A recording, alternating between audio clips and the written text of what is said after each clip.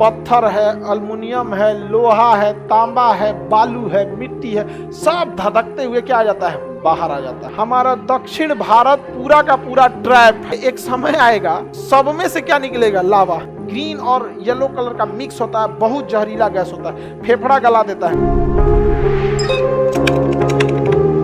ज्वालामुखी एक ऐसी क्रिया है जिसमें पृथ्वी के अंदर का मैग्मा बाहर निकलता है। पृथ्वी के अंदर का मैग्मा क्या होता है, बाहर। उसको हम क्या कहते हैं, ज्वालामुखी। पृथ्वी के मैग्मा किस भाग में पाया जाता है, मेंटल में। कहाँ पाया जाता है, मेंटल में। तो पृथ्वी के अंदर का जो मेंटल में मैग्मा है, क्या है, मैग्मा। मैग्मा जिस क्रिया से बाहर निकलता है उस क्रिया को हम क्या कहते हैं, ज्वालामुखी कहते हैं। ज्वालामुखी कहते हैं, समझ में आ गया कि नहीं? क्या अंदर का मैग्मा जिस क्रिया से बाहर निकलता है, इस क्रिया को क्या कहते हैं, ज्वालामुखी कहते हैं। क्या कहेंगे, ज्वालामुखी। मैग्मा, मैग्मा किसे कहा जाएगा, तरल पदार्थ। जब धातु को जब तरल करते हैं तो मैग्मा बन जाता है। लोहा को गर्म करके, लाल करके, गला के पानी कर देंगे ना, वही होता है मैग्मा। समझ में आ गया कि नहीं? तो वही पृथ्वी के अंदर धधकता हुआ है। पत्थर है, अल्युमिनियम है, लोहा है, तांबा है, बालू है, मिट्टी है, सब धधकते हुए क्या आ जाता है, बाहर आ जाता है। तो वही क्या बनता है, मैग्मा बनता है।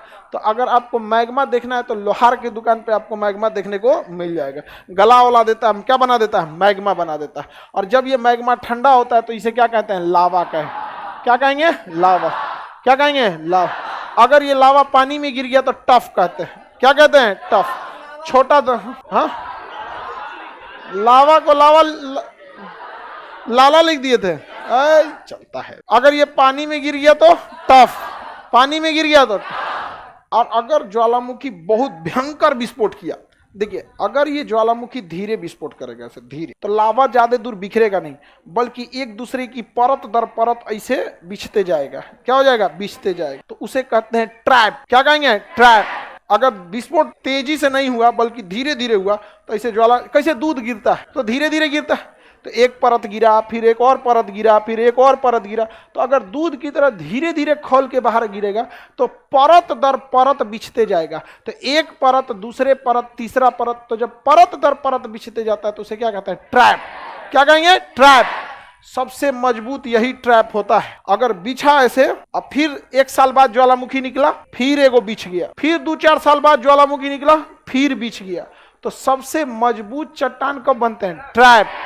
हमारा दक्षिण भारत पूरा का पूरा ट्रैप है। क्या है, ट्रैप, जिसे हम कहते हैं दक्कन ट्रैप। क्या कहेंगे, दक्कन ट्रैप। क्या कहते हैं, दक्कन ट्रैप।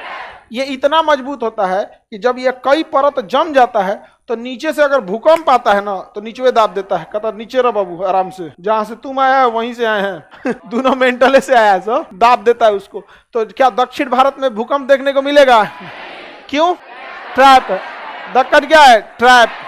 ट्रैप समझ में आ गया कि नहीं आ गया? जब ज्वालामुखी से निकलने वाला मैग्मा बहुत धीमी रफ्तार से बाहर निकलता है तो एकदम बढ़िया, जैसे शहद कैसे निकलता है उस तरह आराम आराम से निकलते जाएगा, बिछते जाएगा। तो क्या बन जाता है, ट्रैप, दक्कन ट्रैप। इस ट्रैप की एक खराबी है, अगर ट्रैप बहुत ज्यादा बन गया ना तो दूसरे ज्वालामुखी को फटने नहीं देगा, सब मुंह में बंद कर देगा। एक समय आएगा कि खूब ज्यादा ज्वालामुखी रहेंगे सब। देखिए यहाँ भी ज्वालामुखी, यहाँ भी, सब क्या रहे, ज्वालामुखी रहे। सोचिए एक समय आएगा सब में से क्या निकलेगा, लावा, सब में से मैग्मा निकलेगा और धीरे धीरे सब एक दूसरे को ढाप देगा यहाँ। तो एक समय आता है कि ट्रैप इतना ना हो जाता है कि दूसरे ज्वालामुखी का मुंह वो बंद कर देता है, कहता बंद हुआ, अब भड़किए नहीं पाता है। तो ट्रैप की चट्टानें सबसे कठोर होती। इससे फायदा क्या होता है, नीचे से भूकंप नहीं आता। दूसरा फायदा, इनकी नदियों में बाढ़ की समस्या ज्यादा नहीं आएगी। क्यों? क्योंकि नदियां जब मैदानी क्षेत्र से गुजरती हैं तो मिट्टी को काट देती है, जिसे सिल्ट या गाद कहते हैं।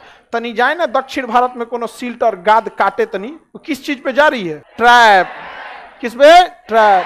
तो दक्कन ट्रैप। तो ट्रैप पर बहने वाली नदियों में सिल्ट अर्थात गाद की मात्रा कम होती है, जबकि मैदानी क्षेत्र में बहने वाली नदियों में सिल्ट अर्थात गाद की मात्रा ज्यादा हो।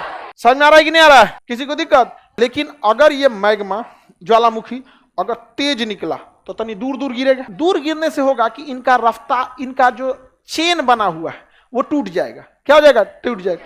अब जैसे देखिए दूध खोलेगा धीरे धीरे तो ये पूरा एक दूसरे पे एकदम जुड़ते हुए आगे बढ़ता है, लेकिन कभी कभी कुकर की सीटी भड़कती है या कुकर का ढक्कन फटता है तो क्या दाल ऐसे चेन बने एकदम लाइन से निकलता है, ससुरा तुने एन्ने ओने चल जाता है। तो कभी कभी जब ये तेज गति से निकलता है तो तनी 2 किलो ओन्ने, 4 किलो इन्ने, 5 किलो इन्ने ऐसे निकलता है, तो क्या बनता है? लावा। क्या बनता है? लावा। और पानी में गिर गया तो टफ, पानी में गिर गया टफ। टफ मतलब होता है जैसे लावा बनेगा ना तो उसका चट्टान गोल रहेगा, बड़ा सुंदर रहेगा। गोल क्यों बनता है? पृष्ठ तनाव के कारण। कोई भी द्रव अपना क्षेत्रफल कम से कम करना चाहता है, इसलिए पानी की बूंद हो, वर्षा की बूंद हो या गर्म मैग्मा हो, ठंडा होगा तो वो गोल होना चाहेगा। किसके कारण? पृष्ठ तनाव।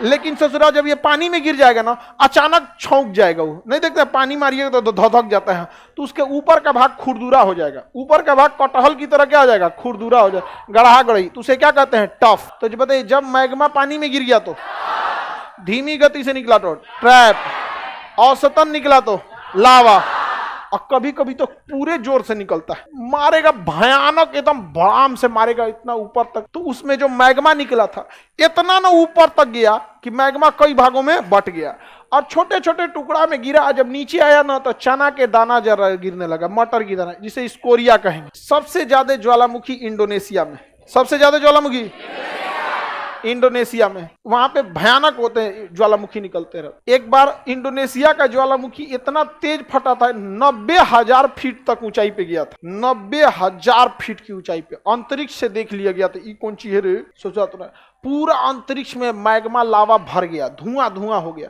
और वही के रास्ता से कोई जहाज जा रहा था, उस ससुरा का इंजन में बंद हो गया, ईंटा पत्थर घुस गया इंजन में, कड़ कड़ चारों इंजन में बंद हो गया यहाँ पे। अब वो लगा जहाजिया गिरने, जब तक नीचे आया इंजन उंजन से कैसे करके किस्मत ठीक ठाक था, फेंका गया, फिर से क्या हो गया? चालू हो गया। तो बहुत खतरनाक होते हैं ज्वालामुखी। ठीक है, इंडिया में नहीं है कहीं। और जहाज के रास्ते में जब ज्वालामुखी रहता है तो अवॉइड कर देता है, रास्तों को क्या करता है? घुमा देता है। पता चला चल रहे हैं यहाँ पे, धाए धड़ाम दे फटल ये जहाज, तूने गोई लो यहाँ पे। ज्वालामुखी खतरनाक होते हैं सब बहुत। जिस छेद से निकलता है इसे कहते हैं ज्वालामुखी छिद्र, ज्वालामुखी छिद्र। जब ये छिद्र बड़ा हो जाता है तो क्रेटर, और बड़ा हो गया तो काल्डेरा, और बड़ा हो गया तो, और इसे कहते हैं शंकु। काल्डेरा बड़ी खतरनाक होता है, वहां गर्मी पाया जाता है काल्डेरा में, क्योंकि पृथ्वी के नीचे जाइएगा तो मिलेगा आपको मेंटल, और मेंटल ससुरा धधक रहा है अभी भी। तो जितना गहराई में जाएंगे गर्मी पाया जाएगा, गर्मी पाया जाएगा। तो जो काल्डेरा होते हैं वो क्या होता है? एक तो पहला ज्वालामुखी है, अगर पतला है तो छिद्र, क्रेटर, काल्डेरा। अकोन उतर गया काल्डेरा में घूमने के लिए, अतले ज्वालामुखी विस्फोट हुआ, धा ऐसे, यही सब पेट्रोलियम बन जाता है सब। जानवर वानवर कहीं उसी में चल जाता है ऐसे यहाँ पे। तो हमेशा ज्वालामुखी तो भड़कते नहीं रहता है, कभी कभी भड़कता है। काल्डेरा में कभी कभी पानी भर जाता है, काल्डेरा में कभी कभी क्या बनता है? पानी। तो उसे क्या कहते हैं? झील। अगर उसमें विस्फोट बहुत दिन से नहीं हुआ, मान के चलिए 6 महीना से विस्फोटे नहीं हुआ, अब बरसात हुआ तो धोधड़ काल्डेरा का ऐसा मुंह रहेगा, उसमें क्या भर जाएगा? पानी। अच्छा, जिस दिन विस्फोट होगा कूल पानी फेंक देगा बाहर। समझ में आ रहा है कि नहीं आ रहा है?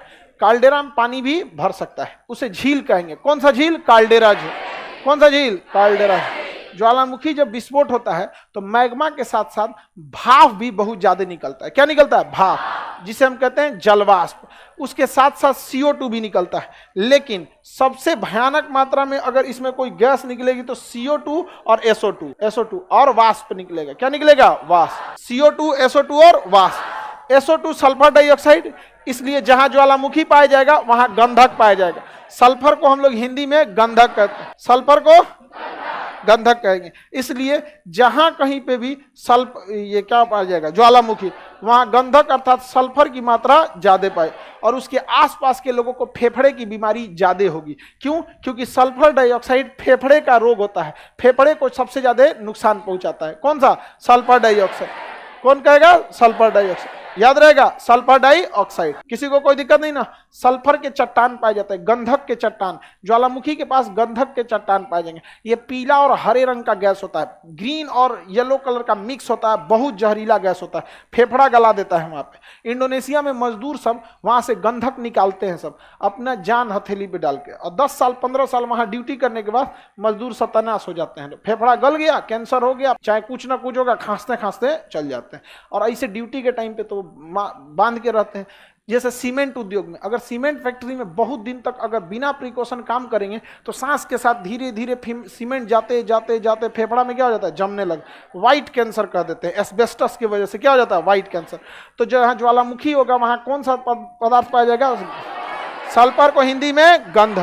ज्वालामुखी क्रिया के फल स्वरूप कौन सी गैस निकलेगी, तीनों देख लीजिए, सबसे ज्यादा CO2, उसके बाद SO, उसके बाद जलवाष्प रहेगा, पानी भाप टाइप का निकलता रहता है, जलवाष्प निकलेगा, याद रहेगा।